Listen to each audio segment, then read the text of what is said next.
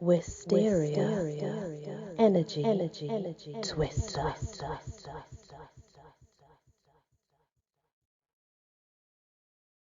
Hello everyone, welcome back to my channel. It's just Wysteria here. It's gonna be nobody else, obviously. Now we're moving on to the Bretons and Normans. During the latter half of the 10th and most of the 11th century, the Counts of Rennes gained an almost complete ascendancy in Britanny, which began to be broken up into counties and seigneuries in the French manner. In 992, Geoffrey, son of Conan, Count of Rennes, adopted the title of Duke of Brittany.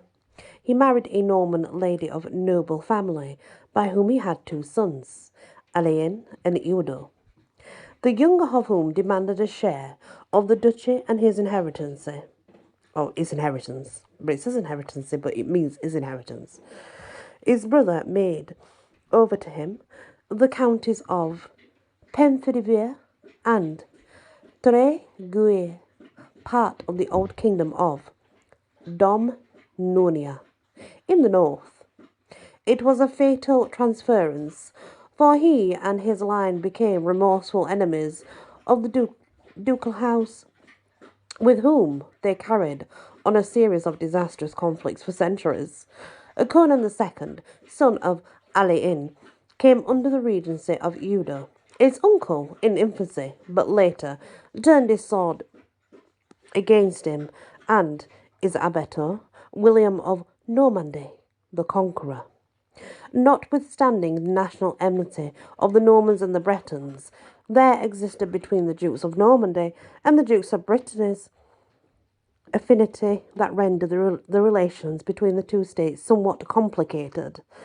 At the time when Duke Robert, the father of William of Normandy, set out upon the pilgrimage, he had no nearer relative than Alain.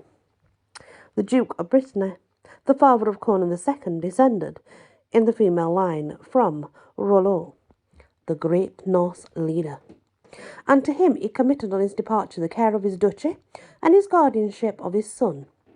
Duke Alain declared the paternity of his ward doubtful, and favoured that party which desired to set him aside from the succession. But after the defeat of his faction at Valais-Dunes, he died, apparently of poison, doubtless administered by the contrivance of the friends of William. His son Conan II succeeded and reigned at the period when William was making his preparations for the conquest of England. He was a prince of ability, dreaded by his neighbours, and animated by a fierce desire to injure the Duke of Normandy, whom he regarded as a usurper and a murderer of his father, Alain. Seeing William engaged in a hazardous enterprise, Conan thought it a favourable moment to declare war against him, and dispatched one of the chamberlains to him with the following message: "I hear that you are ready to pass the sea to make conquest of the kingdom of England.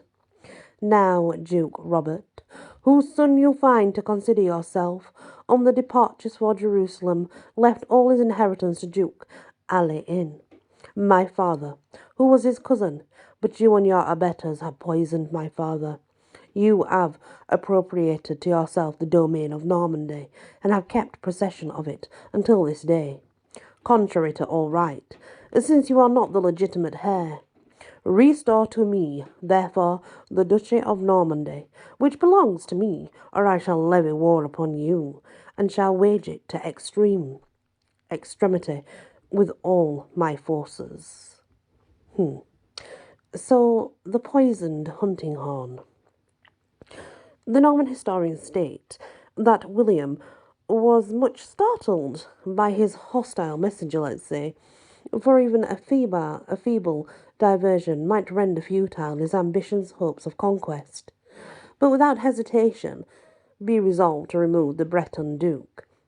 Immediately upon his return, to Conan, the envoy, gained over, doubtless by a bribe of gold, rubbed poison into the inside of the horn which his master sounded when hunting, and, to make his evil measures doubly sure, He poisoned in like manner the Duke's gloves and his horse's bridle. Conan died a few days later, after his envoy's return, and his successor, Udo, took especial care not to imitate his relative in giving offence to William with regard to the validity of his right.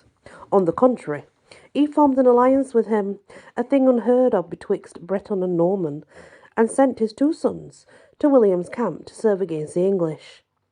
These two youths, Brian and Alain, repaired the rendezvous of the Norman forces, accompanied by a body of Breton knights, who styled them Musketeers.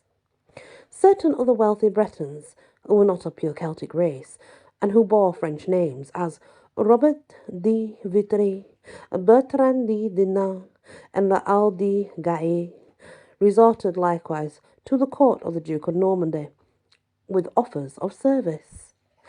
Later, Britain became a bone of contention between France and Normandy. Hoel, the native duke, claimed the protection of France against the Norman duchy. A long period of peace followed under Alain Fergent and Conan III. But on the death of the latter, a fierce war of succession was waged.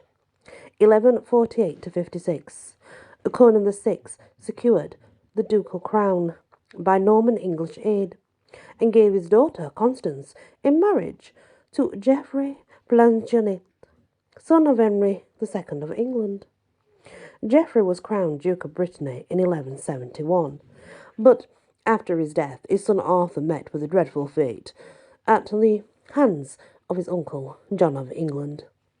Constance's mother, the real heiress to the duchy, married again, her choice falling upon Guy de Thuir, and their daughter was wed to Pierre de Dreux, who became duke and who defeated John Lackland, the slayer of his wife's half-brother, under the walls of Nantes in 1214.